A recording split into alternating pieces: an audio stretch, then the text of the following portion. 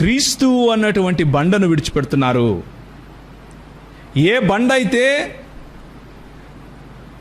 మొదటి కొరింథీయులకు రాసిన పత్రికలో ఉన్నట్లుగా ఐగుప్తు దేశం నుంచి ఇశ్రాయేలీయులను దేవుడు తీసుకుని వచ్చే సమయంలో వారి వెంట నడిచి వారికి బండ నుంచి నీళ్ళు ఇచ్చిందో, ఆ బండ ఇంకెవరో కాదు క్రీస్తే అని పౌలు ప్రకటిస్తూ ఉంటే, ఆ బండ జీవ జలముల ఊట ఇచ్చే బండను విడిచిపెట్టి ఎవరో కొన్ని మాటలు చెప్తూ ఉంటే వెళ్ళిపోయే సంఘంలో మనం ఉంటే జాగ్రత్తగా ఆలోచించాలి.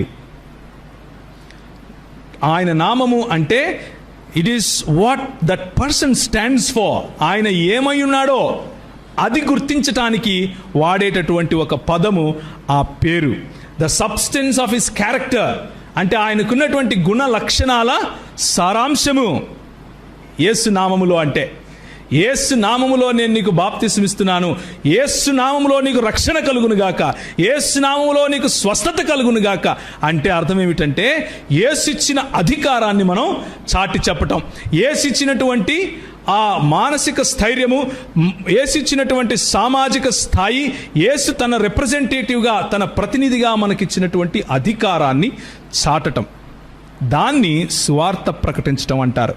3 విషయాలు మనం చూసాం. 4వ విషయం, Yesu he is the only begotten son of God, unique son of God.